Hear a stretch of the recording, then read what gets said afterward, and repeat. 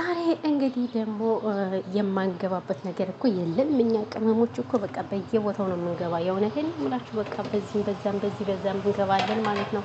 አዎ የመዳም ድርጅት እያንካካን ቢሆንም ከዚህም ከዛ መግባታችን አይቀርም። ለእኛስ ማን አለን ማለት ነው። እና እንግዲህ ዛሬ የመጣሁላችሁ ስለ አርቲስት ማን ነበር እነ ቤቢ ዳግ ምናምን የሚባሉት ነው ምናምን ስለ እነሱ ነው የመጣሁላችሁ ማለት ነው።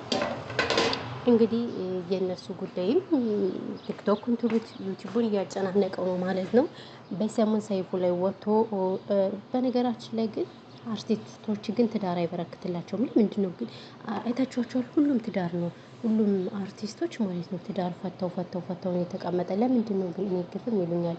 ሲቀጥል እንደ ቆንጆ ሰው ራሱ ለትዳር አይሆንም የሚባል ነገር አለ ማለት ነው። እና ባልየውም ቆንጆዬ ነው፣ እሷም ቆንጆዬ ናት።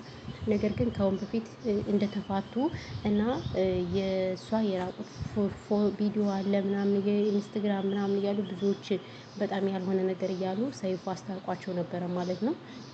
አመት ራሱ አልቆዩም አይደል? አመት ራሱ የቆዩ አይመስለኝም። አሁን ደግሞ ድጋሜስ ተፋተናል ብሎ ምጥት አላለም ባልየው። እኔማ ባልየው ልበለው ማለት ቤቢ ነው የሚባለው። ቤቢ ነው ማለት ሚስትየዋ ዳግም። ፈጣሪ ትዕግስቱን ስጠኝ። እንዲያው እናንተ እንደው እኛ ያላገባነው እኮ እንሻላለን። በቁርጡ ማለት ነው። እኛ ያላገባነው እንሻላለን። ከምሬ ነው የምላችሁ።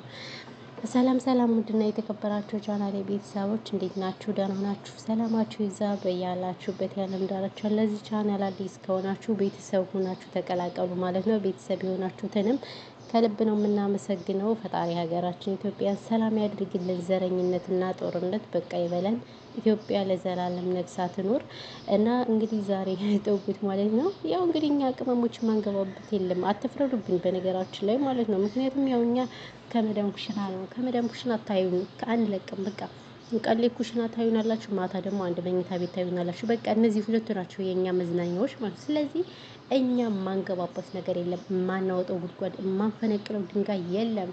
ስለዚህ እኛ ከስር ቲክቶክም ዩቲዩብም በቃ ከስር እያለን ማውራታችን አናቆምም ማለት ነው። እና የመጣሁበት እንግዲህ ስለ አርቲስቶች ነው ማለት ነው። አርቲስት ዳግም ነው ቤቢ ምናምን የሚባሉት ጉድ እኮ ነው። እና እማላችኋለሁ ከአሁን በፊት ተጣልተው ነበር። 2 ከ4 ልጆች ከወለዱ በኋላ በእርግጥ በፊትም ሰላም አልነበሩም። እሷ ብዙውን ጊዜ እሱን ቤተሰቦች ነበር የምትተች ማለት ነው። እውነት ለመናገር ያው እሱም ተናግሮታል። ከእህቴ ጋር ከ8 አመት ወዲህ ነው የታረቁኝ ምናምን ሁሉ ብሎ ተናግሯል ማለት ነው። እና የእሱን ቤተሰቦች እየተቸች ያው ተፋተናል ምናምን ብለው እንትን ብለው ነበር ማለት ነው። ነገር ግን በፓስተር ቸሬ ታርቀው ነበረ ማለት ነው። ፓስተር ቸሬ አስታርቋቸው ነበረ ማለት ነው። እና ለተወሰኑ ወራቶች አብረው ከቆዩ በኋላ በሰሞን ሰይፉ ላይ ወጥቶ ባልየው አጃይብ የሚያስብል ነገር ተናግሯል። አጃይብ የሚያስብል እኛ ተፋተናል፣ ሚዲያ ላይ ባንወጣም ተፋተናል፣ ለምን የውሸት ተደብቆ ይኖራል ብሎ ብቻውን መጥቶ ተናግሯል ማለት ነው። ነገር ግን እኔ በጣም ጥሩ ባል ነበርኩኝ ብሏል ማለት ነው። በጣም ኃላፊነት የሚሰማኝን ሁሎችንም ነገሮች አስተካክላለሁ ምናምን እያለ ብዙ ነገር አወርቷል ማለት ነው። እና ብዙዎች እና እንግዲህ ያው ጥፋቱ የሷ ነው የሚሉም አሉ።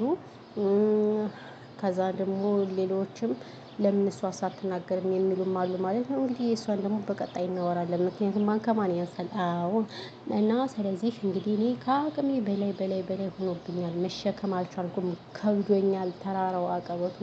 ስለዚህ በቃ ትዳራችን ተለያይተናል። ልጆቼ ግን እንዳሉ ይኖሩ። ልጆችን ወዳቸዋለሁ፣ በአቅሜ እረዳቸዋለሁ ሲል እንግዲህ አርቲስቱ ሰይፉ ላይ መጥቶ ተናግሯል ማለት ነው። እና ያው እንግዲህ 4 ልጅ ተወልዶ መለያየት በጣም አይደለም 4 ልጅ ይቅርና ጌታን ነው የምላችሁ 1 ልጅ ወልዶ ራሱ መለያየት በጣም ከባድ ነው ማለት ነው። እኔ ምን እንደምል ራሱ አላውቅም። እንደዚህ አይነት ነገር አስተያየት ራሱ በጣም ከባድ ነው የምር። ከእንደዚህ አይነት ነገር ይጠብቃችሁ።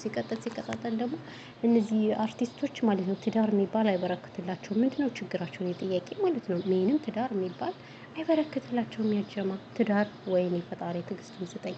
እናማ እንደዛ ነው እላችኋለሁ። ስለዚህ መጥቶ እንደዚህ ብሏል ማለት ነው። አይዋ ትዳሬን ፈትቻለሁ ብሏል። እና ያው ብዙዎችን አስቆጥቷል ማለት ነው። በጣም ያሳዝናል፣ በጣም ይገርማል ማለት ነው። ያው እንግዲህ ምንም ማድረግ አይቻልም ትላላችሁ። መልካም የትዳር ፍቺ ይሁንላችሁ ብለናል ማለት ነው።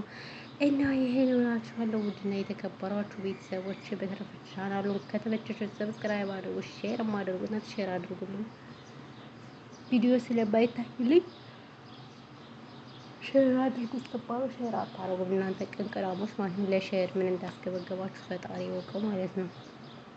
አዎ ለሼር እና ይሄን እላችኋለሁ። በተረፈ በሌላ ጊዜ እስከምንገናኝ ፈጣሪ ሰላማችሁን ያብዛችሁ በያላችሁበት።